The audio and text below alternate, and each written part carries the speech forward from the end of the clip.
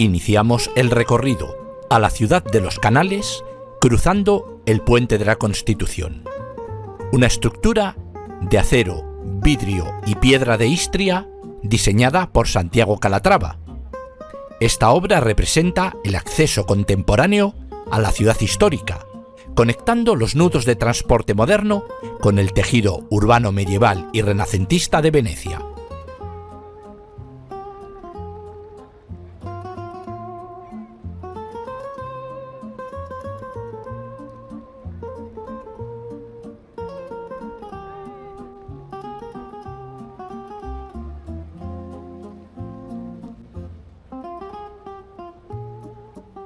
El Gran Canal se despliega ante nosotros como la principal vía de comunicación de la ciudad, con sus 4 kilómetros de longitud que siguen el antiguo curso de un río. A sus flancos se alinean más de 170 edificios, la mayoría construidos entre los siglos XIII y XVIII, que testimonian el poder económico y el prestigio de la República de Venecia. Nos adentramos en el tejido urbano del sestiere o barrio de Canareggio para hallar la iglesia de Santa María Magdalena. Su sobria fachada de piedra blanca contrasta con el abigarrado entorno de calles estrechas que conservan la escala humana de la ciudad antigua. Pasear por este sector permite descubrir una Venecia más auténtica y menos transitada, donde la arquitectura religiosa y palaciega se integran con las viviendas residenciales.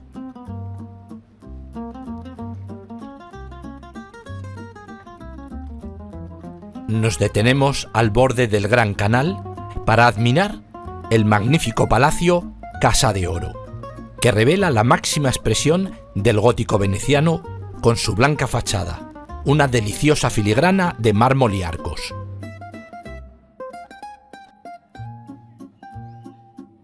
La parte trasera del palacio nos interna por las calles del gueto, el barrio judío más antiguo de Europa, establecido en 1516. Su arquitectura es única en la ciudad. Debido a la limitación de espacio, los edificios crecieron en altura hasta alcanzar los 7 pisos.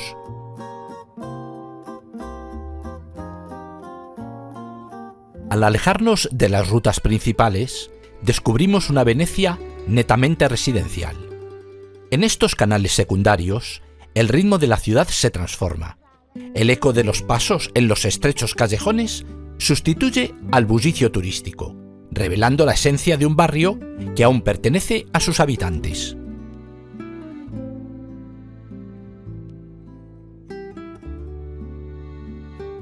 El tranquilo paseo nos hace desembocar en la plaza donde se alza la iglesia de San Jeremías, un edificio de gran sobriedad arquitectónica. En su interior, el ambiente de recogimiento nos conduce hacia uno de los altares, donde se custodia el cuerpo incorrupto de Santa Lucía, patrona de la vista y de la ciudad. Trasladada aquí, tras la demolición de su antigua iglesia, la santa descansa en una urna de cristal, convirtiendo este templo en uno de los centros de peregrinación más venerados de Venecia.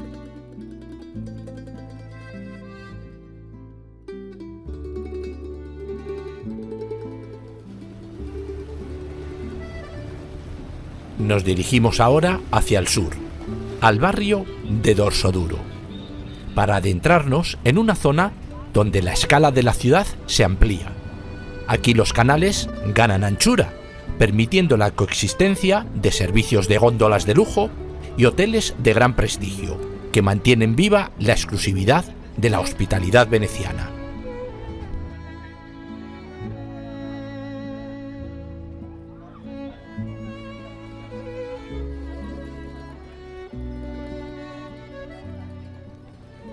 Callejear por este sestiere es descubrir una faceta vibrante de Venecia. Entre puentes que conectan la vida universitaria con los circuitos artísticos, los hoteles boutique se asoman a las aguas, ofreciendo a los visitantes una perspectiva privilegiada del tráfico incesante de embarcaciones que define el pulso de este barrio.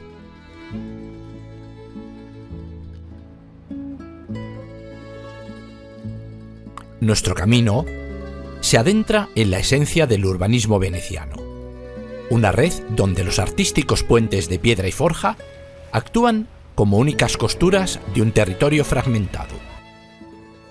Atravesamos callejones y sotoportellos, esos pasajes cubiertos bajo viviendas que permiten la circulación peatonal, demostrando un aprovechamiento magistral del espacio en una ciudad donde cada metro cuadrado es un triunfo sobre el agua.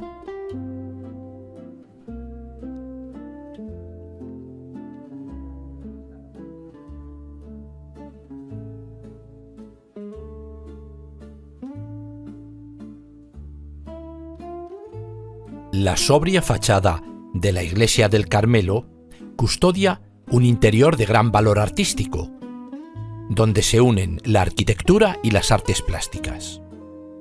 El templo es famoso por sus suntuosos techos tallados y la serie de lienzos que narran la historia de la orden carmelita.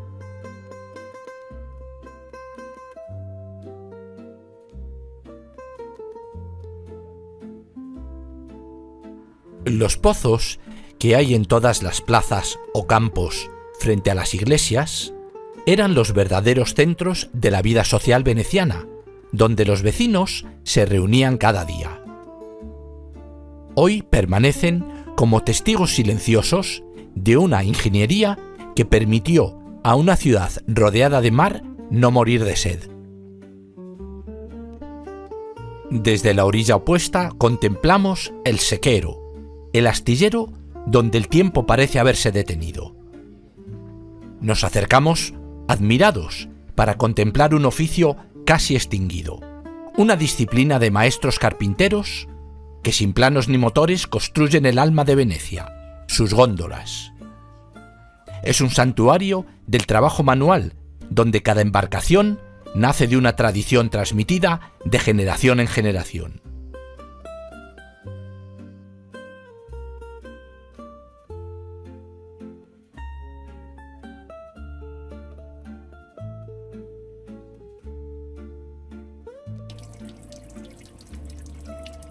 Continuamos el paseo al borde del canal para descubrir los talleres de los Mascaeri, los antiguos artesanos que mantienen viva la técnica del papel maché.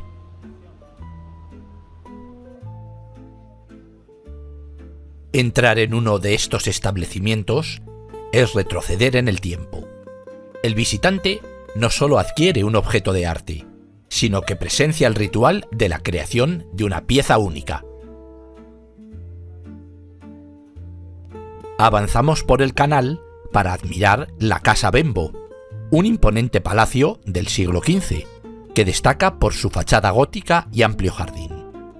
Actualmente se integra en la Universidad Ca' Foscari, y sus estructuras adyacentes testimonian cómo Venecia ha sabido reconvertir su arquitectura nobiliaria en espacios dedicados a la investigación y la academia. Continuamos el trayecto hasta el Campo San Barnabà. La iglesia homónima, con su imponente fachada neoclásica, ha dejado atrás su función litúrgica para convertirse en un centro de divulgación científica y hoy alberga el Museo Leonardo da Vinci. Al adentrarnos en los canales menores, descubrimos la Venecia más auténtica. Barcas de frutas y verduras que, como mercados flotantes, mantienen viva una logística centenaria de suministro local. Este pulso cotidiano desemboca en el Campo Santa Margarita, el verdadero corazón social de Dorsoduro. Es el epicentro donde convergen mercados, vida universitaria y la esencia residencial de una ciudad que se resiste a ser solo un museo.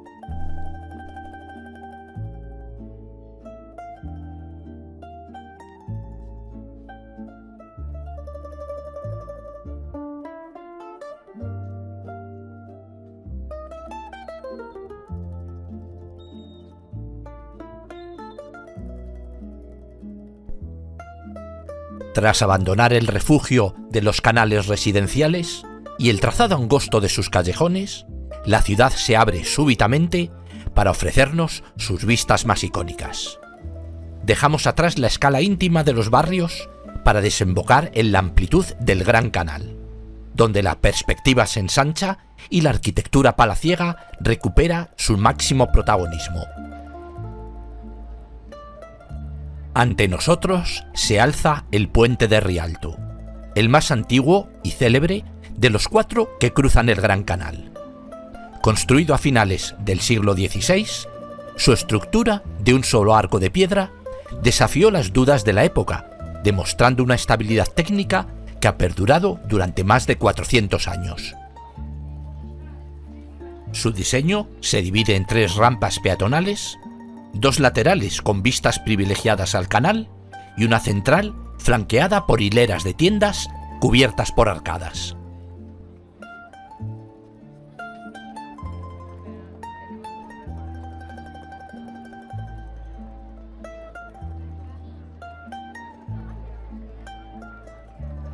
Tras disfrutar de Rialto a pie, nos sumergimos en una de las experiencias más auténticas de la ciudad: cruzar el canal a bordo de un trayecto. Estas góndolas colectivas son utilizadas por los venecianos desde hace siglos para conectar las 2 orillas allí donde no existen puentes. Gobernadas por 2 experimentados remeros que trabajan de pie, estas barcas representan la democratización de la navegación veneciana. Es un trayecto breve pero intenso, que nos permite sentir la vibración del Gran Canal a ras de agua.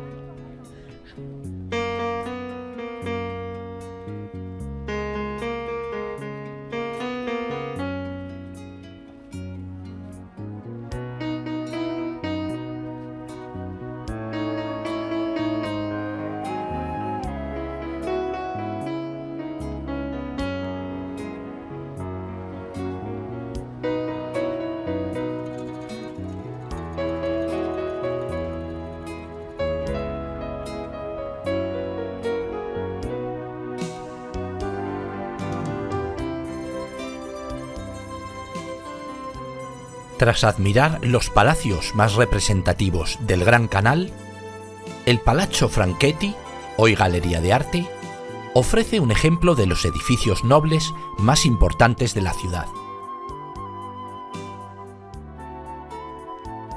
Desde él alcanzamos el Puente de la Academia, una estructura de madera y hierro que se ha convertido en el mirador por excelencia de la ciudad. Desde su altura se despliega una de las panorámicas más icónicas del mundo: la curva final del Gran Canal, custodiada al fondo por la cúpula de Santa María de la Salud.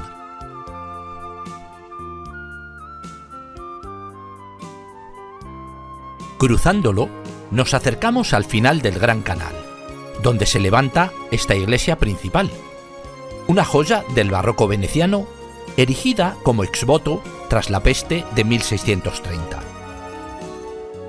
Al cruzar su umbral, nos recibe una planta octogonal revolucionaria, diseñada para que el fiel se sienta envuelto por la arquitectura mientras camina bajo su inmensa cúpula.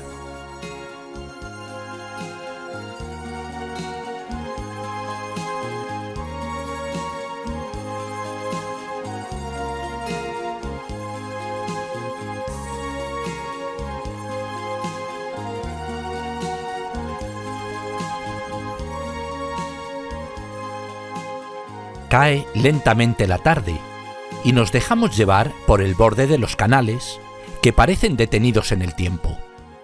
El suave chapoteo de las góndolas y su reflejo sobre el agua crea esa atmósfera romántica que ha hecho de Venecia un mito universal. Es en este silencio, lejos de las grandes corrientes turísticas, donde la ciudad revela sus secretos mejor guardados.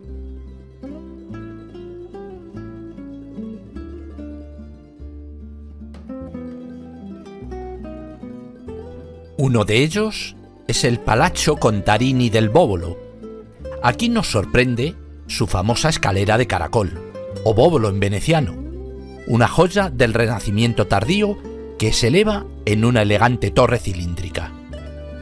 Sus múltiples arcadas superpuestas crean una auténtica filigrana de ladrillo y piedra.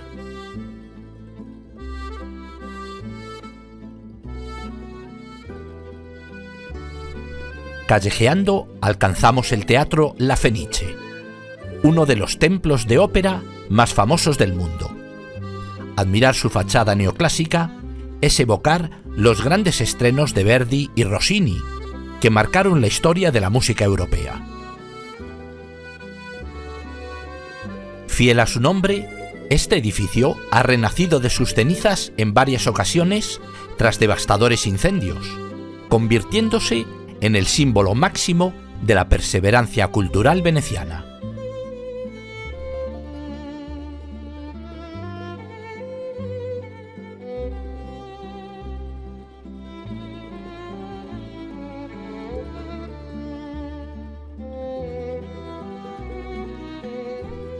Nos detenemos ahora en la librería Acqua Alta, un rincón que se ha vuelto icónico por su forma tan veneciana de desafiar a la naturaleza. Para proteger miles de volúmenes de las constantes inundaciones, sus dueños decidieron almacenarlos dentro de góndolas, barcas y bañeras, que actúan como estanterías flotantes. Desembocamos finalmente en la cuenca de San Marcos, una vasta extensión de agua que sirve de antesala al Palacio Ducal. Es aquí donde la arquitectura gótica veneciana alcanza su máxima expresión de poder. La fachada de mármol rosado y blanco del palacio parece flotar sobre el muelle, recordándonos que fue durante siglos el centro político y administrativo de un imperio marítimo. Justo al lado, uniendo el palacio con la prisión, contemplamos el Puente de los Suspiros, cuyo nombre procede de la melancolía. Era el último tramo que recorrían los condenados antes de perder su libertad.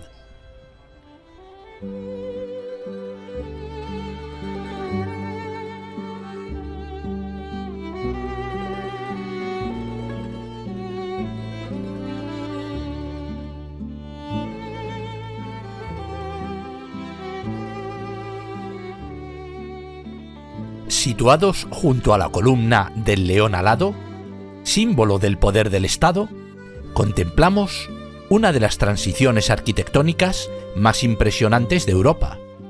A un lado, el flanco del Palacio Ducal nos muestra su elegancia gótica. Al fondo, la Basílica de San Marcos se alza como una joya bizantina, con sus cúpulas y mosaicos dorados que parecen custodiar la entrada a la plaza.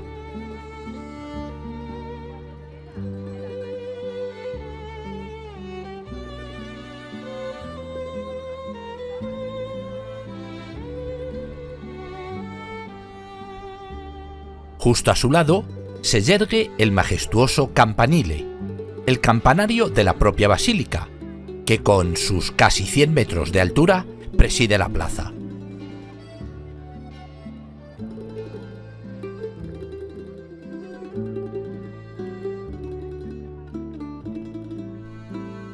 Nos encontramos en el espacio que el propio Napoleón denominó como el salón de baile más bello del mundo. En esta inmensa plaza, la historia no solo se lee en la piedra, sino que se escucha. Bajo los soportales de las procuradurías se abren cafés centenarios, como el Florian o el Quadri, cuyas orquestas de mesa interpretan melodías románticas que flotan en el aire.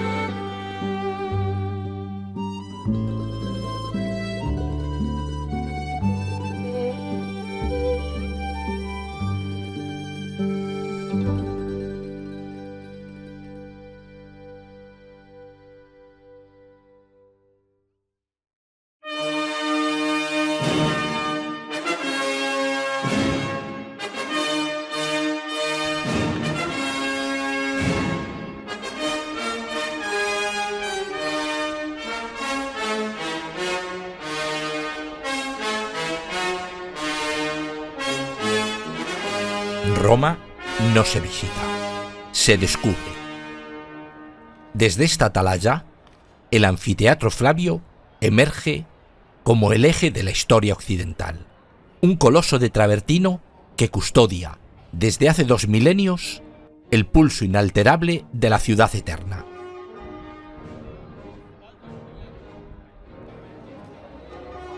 La piedra se rinde ante una estética atemporal. La rítmica sucesión de sus arcos de medio punto revela una coreografía de la ingeniería romana, diseñada para canalizar el fervor de 50.000 personas con una precisión técnica que aún hoy desafía al tiempo.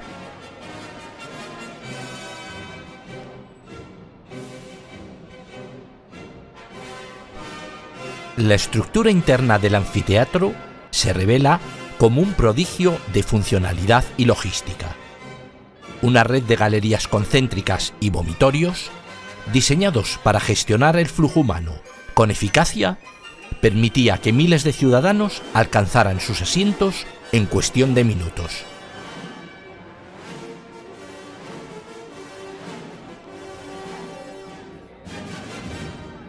Al asomarse desde el primer nivel de gradas, la magnitud del vacío interior impone un silencio reverencial.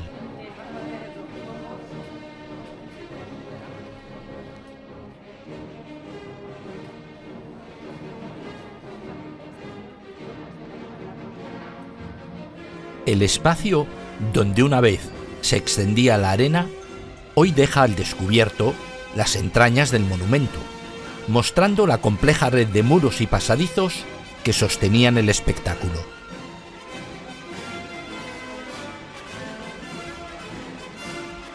Mientras se recorren los pasillos perimetrales, se comprende la verdadera naturaleza del anfiteatro Flavio.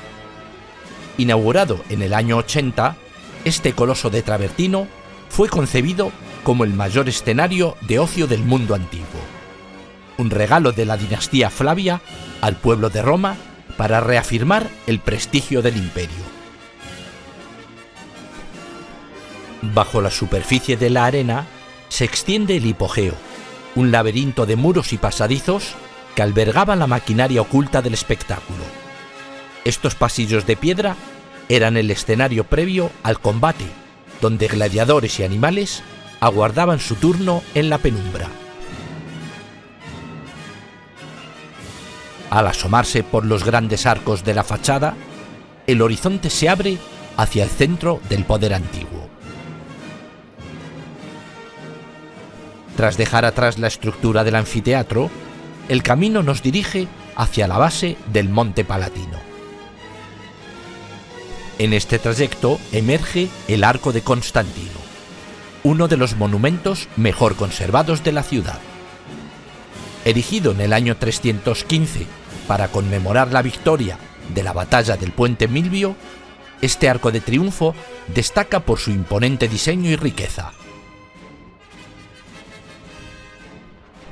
Al cruzar los umbrales del Monte Palatino, el ruido de la ciudad moderna se desvanece. Estamos en la colina donde, según la tradición, se fundó Roma, y donde más tarde los emperadores establecieron sus residencias oficiales, buscando la brisa y el prestigio de estas alturas. El ascenso comienza revelando los imponentes restos de un acueducto, una estructura de ladrillo que garantizaba el suministro de agua a los lujosos complejos imperiales.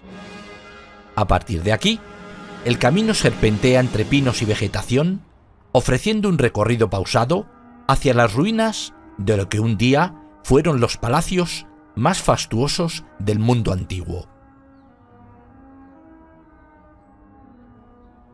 El recorrido nos descubre primeramente el Estadio Palatino, un extenso recinto diseñado con la forma de un circo romano. Este espacio, rodeado de pórticos, servía como jardín privado y lugar de esparcimiento para la corte imperial.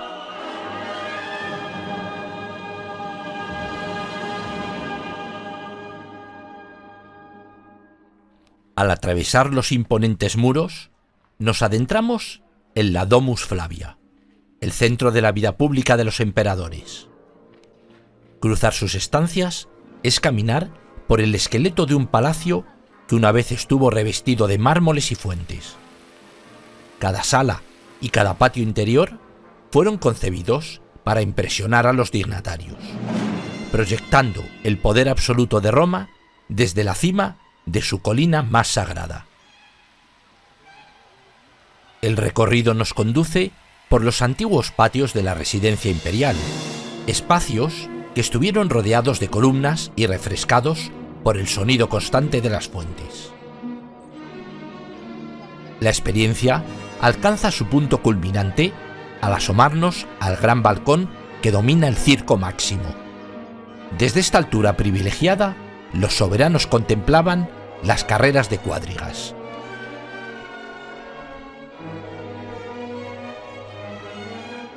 Al alcanzar la vertiente opuesta de la colina, el paisaje se abre en una panorámica que resume siglos de civilización.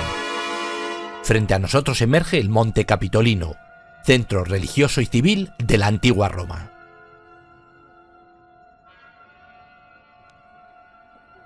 A sus pies, extendiéndose como un tapiz de piedra y mármol, se despliega el Foro Romano. Desde esta altura, lo que hoy aparecen vestigios silenciosos fueron en su día el epicentro del mundo conocido, un laberinto de templos, basílicas y plazas donde se decidía el destino de las provincias lejanas y se fraguaba el derecho que aún hoy nos rige.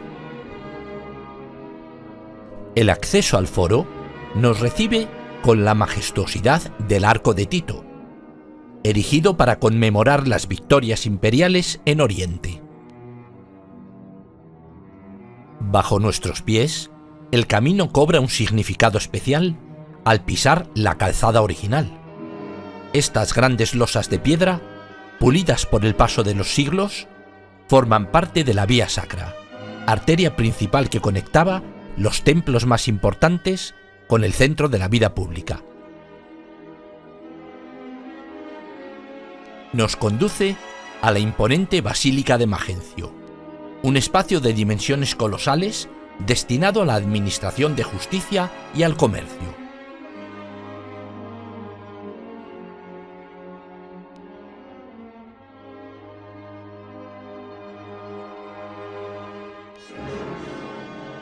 A medida que avanzamos, el foro se despliega como un bosque de piedra salpicado de columnas aisladas, que hoy se yerguen como los últimos testigos de templos desaparecidos.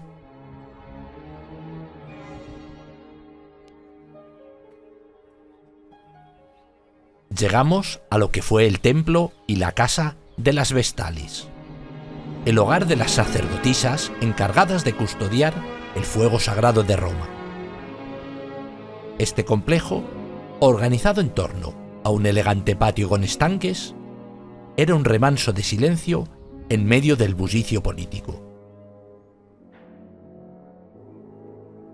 Pasear entre los restos de sus muros y las estatuas que aún flanquean el recinto permite imaginar la vida de estas mujeres, cuya labor era considerada vital para la supervivencia y la fortuna de la ciudad.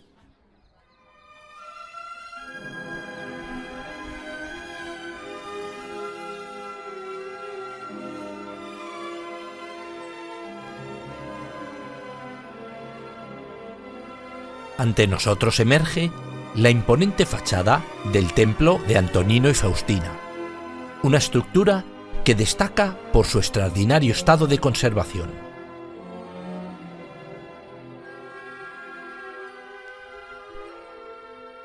Al avanzar por el sector norte del foro, aparecen los restos de la Basílica Emilia, y lo que hoy vemos como un campo de fustes y capiteles tallados fue en su día uno de los centros comerciales y judiciales más lujosos de Roma, famoso por la riqueza de sus mármoles y la amplitud de sus naves.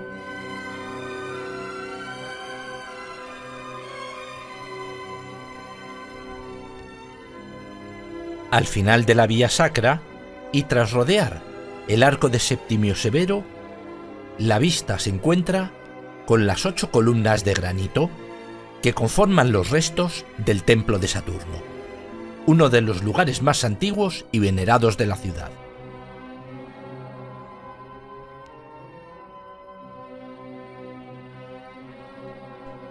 Dejamos atrás el corazón republicano para atravesar un umbral de piedra y silencio.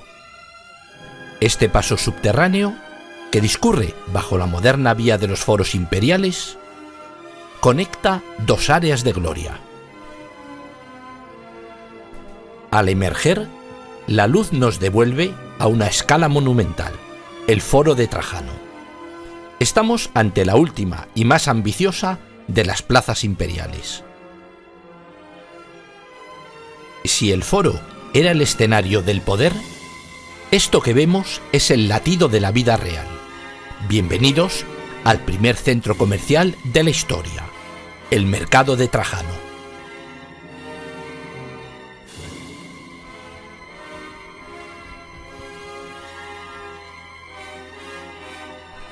En su centro, la columna de Trajano se eleva imperturbable. Hay que acercarse a ella para descubrir su minucioso trabajo, donde cada relieve narra la conquista de la Dacia con gran detalle.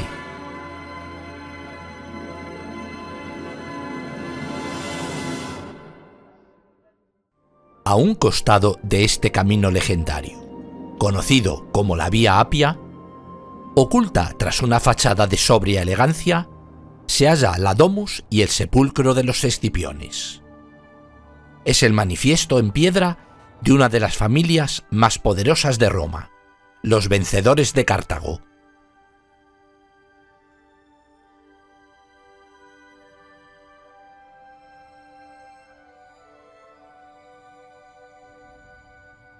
La Vía Apia continúa ascendiendo hasta las murallas de Roma, a las que alcanza tras pasar bajo el arco de Druso, vestigio de un antiguo acueducto, y saliendo de la ciudad por la puerta de San Sebastián. Atravesar este arco no es solo cruzar una calle, es cruzar el umbral del tiempo. La puerta de San Sebastián es, sin duda, la entrada más espectacular y mejor conservada de toda la antigua Roma. Este coloso de ladrillo se integra en las murallas aurelianas, casi 19 kilómetros de una piel de piedra que hoy abraza el casco histórico, recordándonos que incluso el imperio más vasto buscó refugio tras sus propios muros. En el subsuelo de la Vía Apia se extiende una ciudad paralela y silenciosa. Es difícil creer que bajo nuestros pies serpentean cientos de kilómetros de galerías que custodiaron el secreto mejor guardado de la cristiandad primitiva.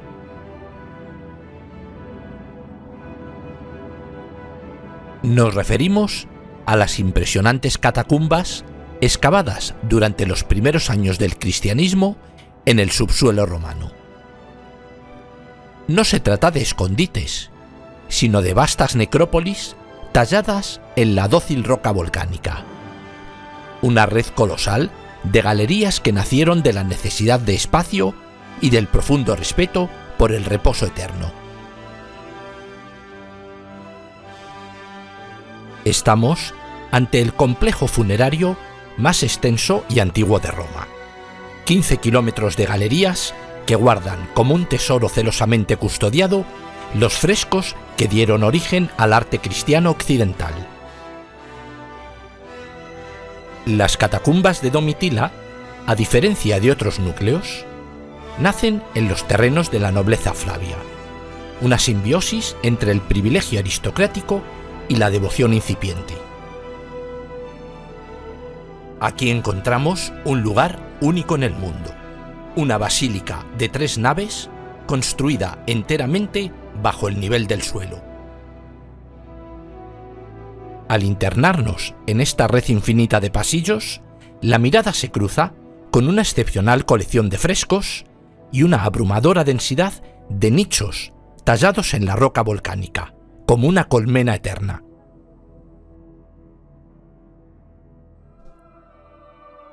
A no mucha distancia de las catacumbas, se alza el complejo de ocio más ambicioso de la antigüedad.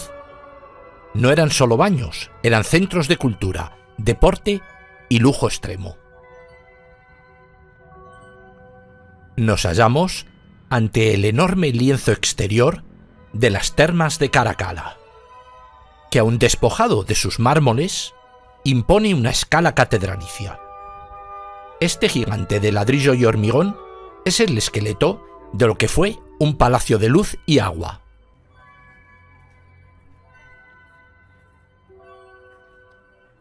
Se unen aquí ingeniería de vanguardia y la estética imperial. Estos muros, que hoy nos parecen montañas de terracota, custodiaban un microcosmos de bibliotecas, gimnasios y piscinas abierto a todos los ciudadanos de Roma, de modo que hasta el más humilde se sintiera por unas horas el dueño del mundo.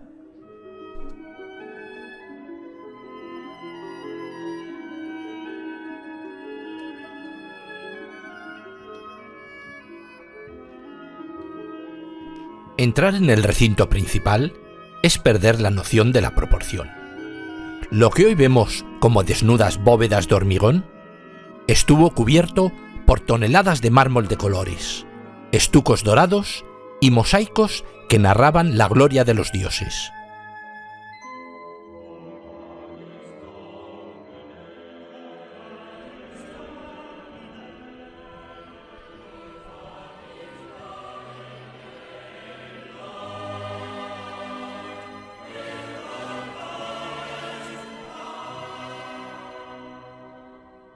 En la natatio, o piscina principal, la decoración desafiaba los límites de la opulencia.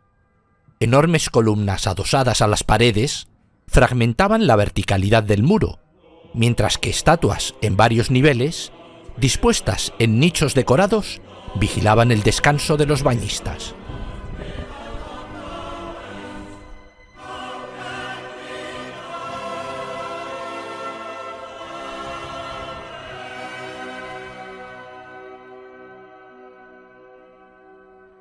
Es un ritual imprescindible detenerse ante los restos de los mosaicos de los atletas.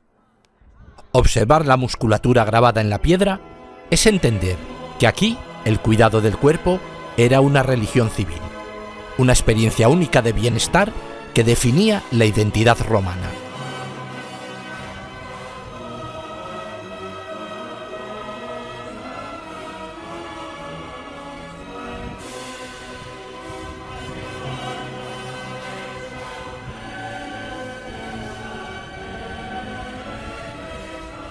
Nos despedimos de las termas y a corta distancia encontramos el Circo Máximo, el mayor recinto de espectáculos de la antigüedad.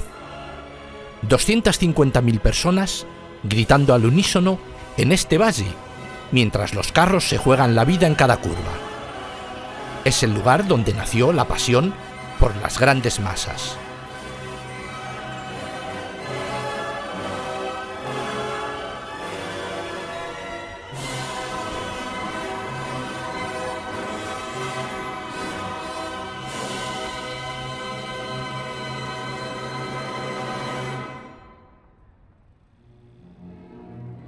La iglesia de Santa María in Cosmedin destaca por su altísimo campanario románico, uno de los más bellos de la ciudad.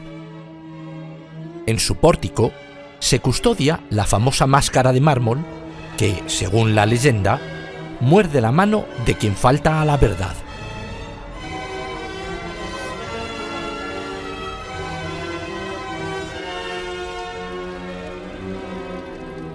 Justo enfrente se extiende el Foro Boario, el antiguo mercado de ganado de Roma.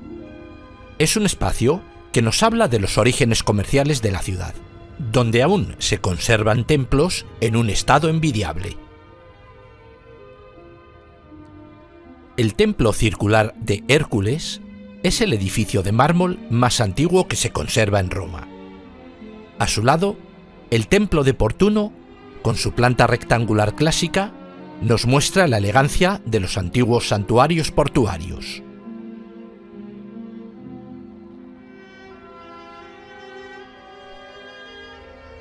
En la plaza de Venecia recibe la imponente mole de mármol blanco del monumento a Víctor Manuel II. Imposible ignorar este coloso de mármol que domina el corazón de Roma. Es el monumento más grande de la Italia moderna, un homenaje de piedra y bronce a la unificación del país y a quienes dieron su vida por él.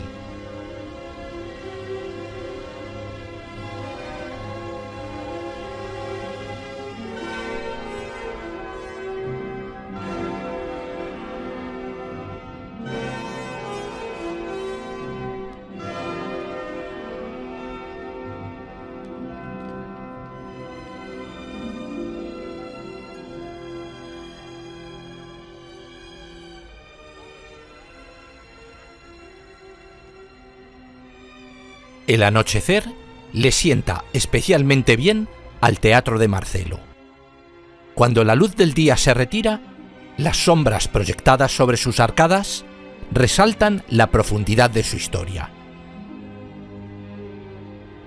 A menudo confundido con el Coliseo, al que precedió en el tiempo, en la Edad Media, el teatro dejó de ser un centro de ocio para convertirse en una fortaleza, y más tarde en un palacio renacentista. Esa mezcla de arcadas romanas y ventanas señoriales es un ejemplo perfecto de la capacidad de Roma para reciclarse. Dejamos atrás la imponente mole de mármol del Vittoriano, el monumento que celebra la Italia unificada, para adentrarnos en las calles que se internan en el centro histórico.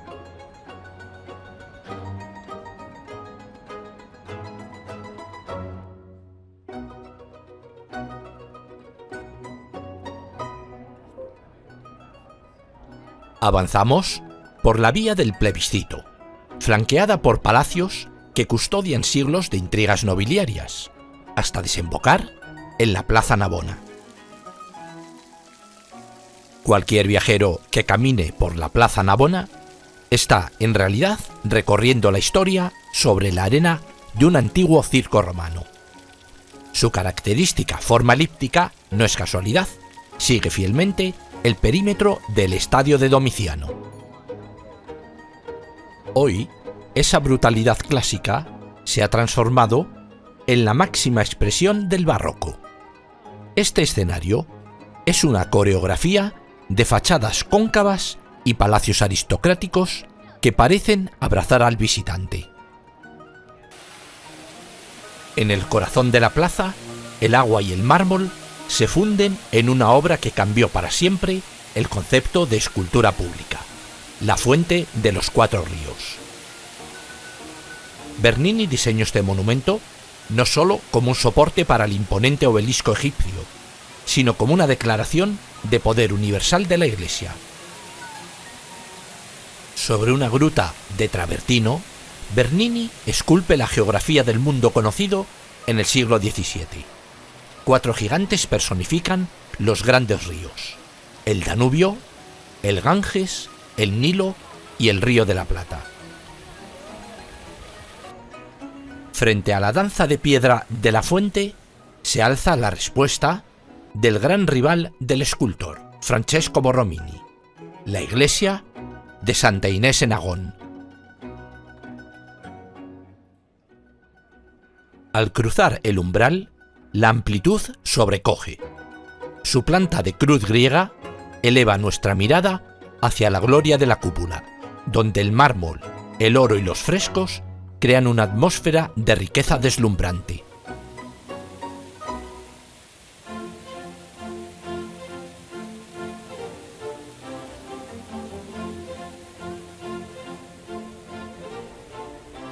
Abandonamos la escenografía de la Plaza Navona por sus callejones laterales, donde el eco del barroco se vuelve más íntimo. En pocos pasos nos encontramos frente a la fachada del Palacio Madama, sede del Senado de la República. Continuamos el paseo por las calles intermedias y de repente el laberinto se abre y la perspectiva se transforma. Ante nosotros, en la plaza de la Rotonda, se alza el coloso, el Panteón de Agripa. Es el momento en que la ciudad medieval y renacentista se rinde ante la perfección absoluta de la ingeniería romana. Nos detenemos ante el Panteón, el edificio mejor conservado de la antigua Roma. Su fachada es un ejercicio de poder y equilibrio, un imponente pórtico de 16 columnas monolíticas de granito gris y rosa, traídas íntegramente desde las canteras de Egipto. Al cruzar su umbral, el espacio se expande en una semiesfera perfecta. La cúpula de hormigón, con sus 43 metros de diámetro, desafía las leyes de la física desde hace 2 milenios. Es un prodigio de la ingeniería que no fue superado hasta el Renacimiento.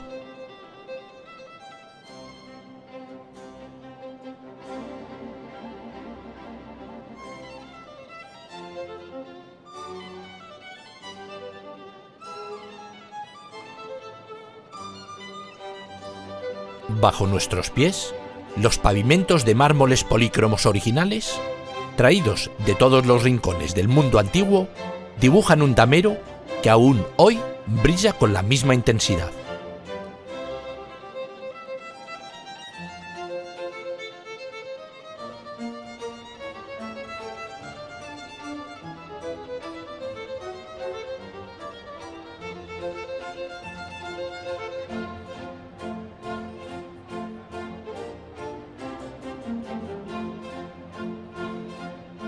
A pocos pasos de la solemnidad del Panteón, nos sorprende la Plaza de San Ignacio, una joya del rococó que parece el decorado de una ópera al aire libre.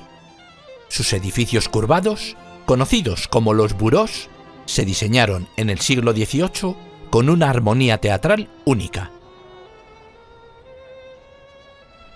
Callejeando por las calles adyacentes, desembocamos en la Plaza de Piedra.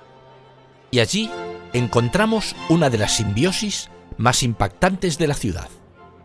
11 colosales columnas corintias de mármol emergen de la fachada de un palacio del siglo XVII. Es lo que queda del Templo de Adriano. Lo que antaño fue un recinto sagrado del imperio, se convirtió, en el siglo XIX, en el corazón financiero de la ciudad, como sede de la Bolsa de Valores de Roma.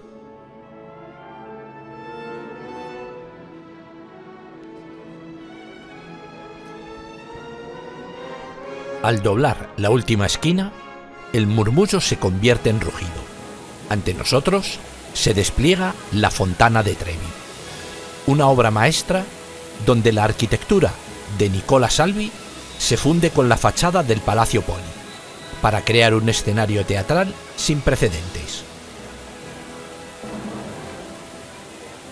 Ningún visitante se despide de este lugar sin cumplir el ritual, de espaldas a la fuente, lanzar una moneda para asegurar su regreso a la ciudad eterna. Apenas a unos metros del bullicio de la Fontana de Trevi, un pequeño callejón nos invita a descender 9 metros bajo el nivel de la calle actual. Entramos en el Vicus Caprarius, conocido como la Ciudad del Agua. Contemplamos aquí los restos de una lujosa domus imperial y, sobre todo, el imponente depósito de agua del Acueducto Virgo. Es un privilegio observar cómo el agua cristalina que alimenta la Fontana de Trevi sigue fluyendo hoy por estas milenarias estructuras de ladrillo. Emergemos de las profundidades en la Plaza de España, un espacio que personifica la sofisticación romana del siglo XVIII. Aquí se levanta el Palacio de España, que desde el siglo XVII alberga a la Embajada de España ante la Santa Sede, la misión diplomática permanente más antigua de la historia. Esta plaza es un juego de contrastes que funciona en perfecta armonía.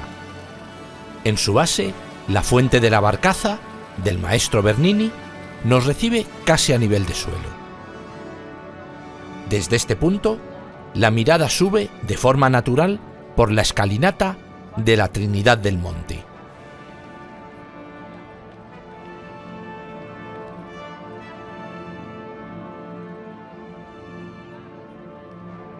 Sus tramos curvos actúan como un gran escenario que une la vida de la plaza con la iglesia que corona la colina. Al acabar la escalinata, junto a la silueta milenaria del obelisco salustiano, el ritmo de Roma parece detenerse.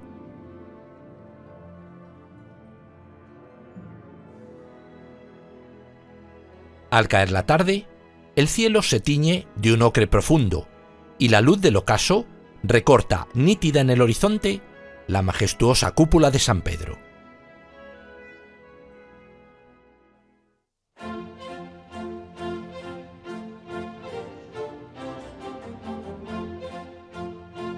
Damos inicio a esta jornada por el acceso norte de la ciudad, cruzando la majestuosa Puerta del Popolo.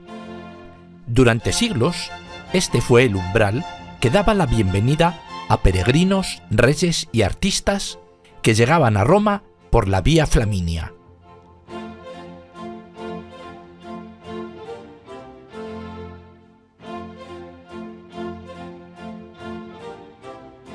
Al atravesar este arco, la ciudad se abre ante nosotros en la Plaza del Popolo, un vasto escenario de armonía y simetría.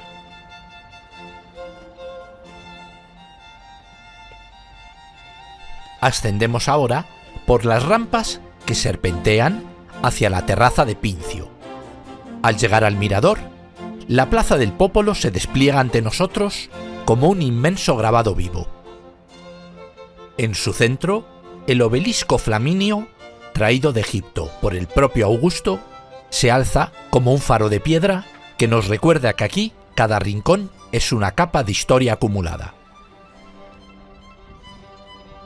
Al fondo, custodiando la entrada al corazón de la ciudad, se alzan las famosas iglesias gemelas, Santa María dei Miracoli y Santa María in Monte Santo.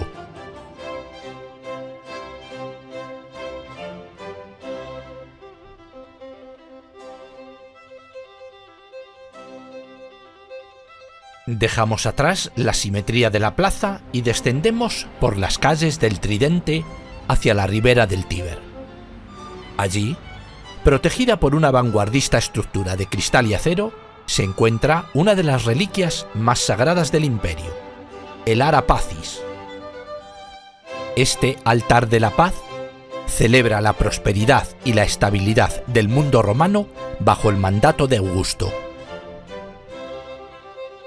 Retomamos nuestro paseo por las riberas del Tíber, donde la ciudad nos regala una estampa de monumentalidad imponente. A nuestra derecha se alza el Palacio de Justicia. Caminamos ahora hacia el Castillo de Sant'Angelo, una estructura que resume como ninguna otra la historia de Roma. Lo que nació en el siglo II como el mausoleo del emperador Adriano terminó transformándose en una fortaleza inexpugnable.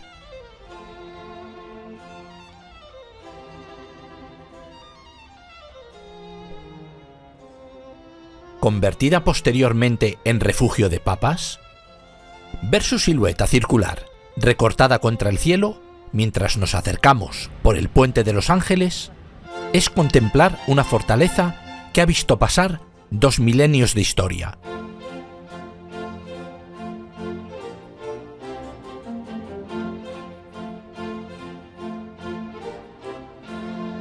A espaldas del castillo se extiende una estructura que guarda los secretos de la Santa Sede, el Passetto di Borgo, un corredor fortificado y elevado de casi 800 metros de largo que une los palacios vaticanos con la seguridad del castillo y que fue la vía de escape para los papas en momentos de asedio.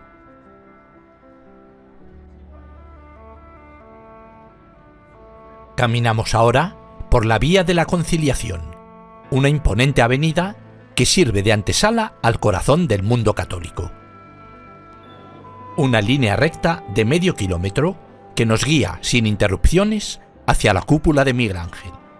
Es un desfile de farolas y palacios que culmina en el abrazo de piedra de la Plaza de San Pedro.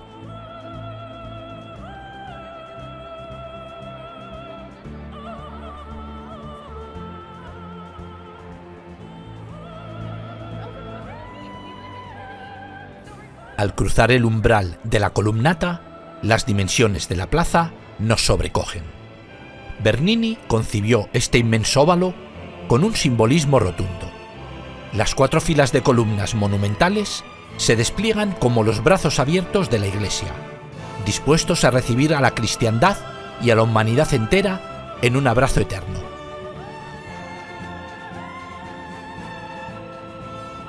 Es un bosque de piedra compuesto por 284 columnas que sostienen una cornisa de elegancia severa.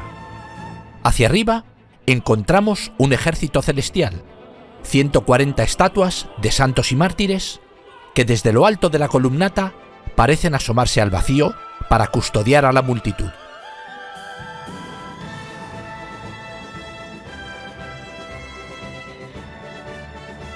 A medida que nos acercamos, la Basílica de San Pedro revela su verdadera e imponente escala. Ante nosotros se alza la fachada, una colosal estructura de más de 100 metros de ancho. Es una obra donde el Renacimiento y el Barroco se funden para crear no solo un templo, sino un símbolo de poder y fe que desafía las proporciones convencionales.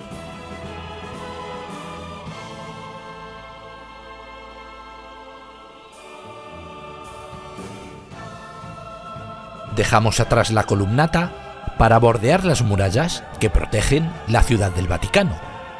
Nos dirigimos hacia la entrada de los Museos Vaticanos, un complejo que no es solo un museo, sino una sucesión de palacios, galerías y patios, donde se condensa la historia de la civilización.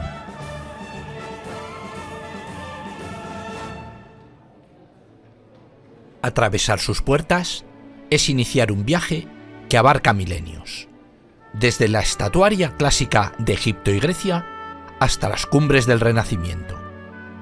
Caminar por sus pasillos, como la Galería de los Mapas o las estancias de Rafael, es recorrer el mecenazgo de los papas, quienes durante siglos reunieron las obras más sublimes para la mayor gloria del espíritu humano.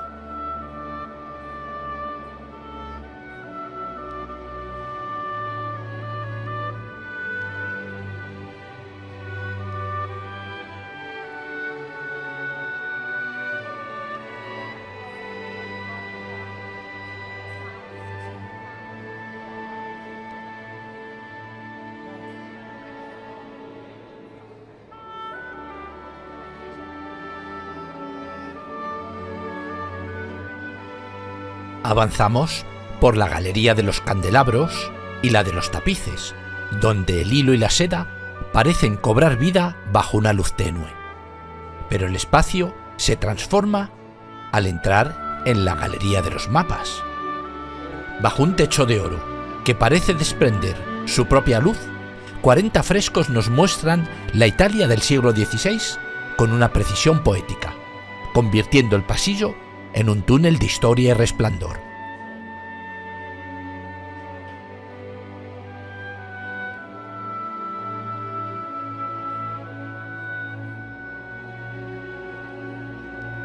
El pulso se acelera al atravesar las estancias de Rafael. Aquí el humanismo alcanza su cima. Observar la escuela de Atenas es asistir a una reunión eterna de los sabios de la antigüedad bajo la mirada del genio de Urbino.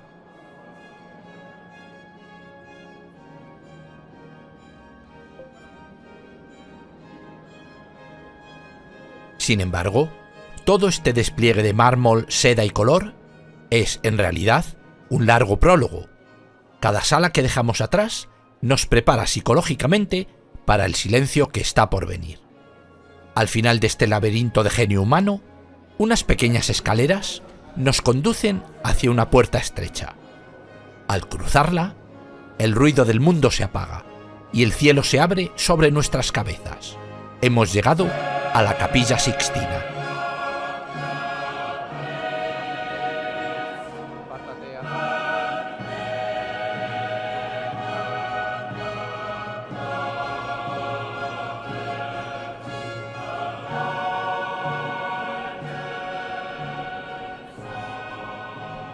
La Capilla Sixtina es, ante todo, un espacio sagrado, el lugar donde desde hace siglos se celebra el cónclave para elegir al nuevo sucesor de Pedro. Aquí, entre estos muros, la Iglesia toma sus decisiones más trascendentales bajo la mirada de los profetas y las sibilas. Al elevar la vista, nos encontramos con la bóveda de Miguel Ángel, un prodigio que cambió el curso del arte occidental. Lo que inicialmente iba a ser un cielo estrellado, se transformó por el genio del maestro florentino en un drama épico sobre la creación. En el centro, el icónico encuentro entre los dedos de Dios y Adán simboliza el chispazo de la vida, una imagen que ha quedado grabada en la memoria colectiva de la humanidad. Abandonamos los museos vaticanos con los sentidos aún desbordados, descendiendo por su célebre escalera de caracol, que nos dirige a la entrada de la Gran Basílica. Al cruzar el umbral de la iglesia, el espacio parece expandirse hasta el infinito. La primera visión es sobrecogedora, una nave central de dimensiones colosales, donde el mármol, el oro y la luz se confunden en una armonía perfecta. Tras este primer impacto de grandiosidad, nos desviamos hacia la primera capilla. Allí, protegida por un cristal, pero radiante en su blancura, nos detenemos ante la Piedad, un milagro esculpido en mármol de Carrara por Miguel Ángel.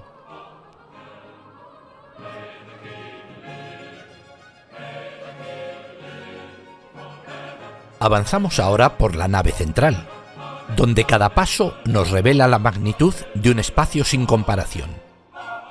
A nuestros lados, los grupos escultóricos de santos y fundadores emergen de los nichos con un dinamismo que parece dar vida al mármol.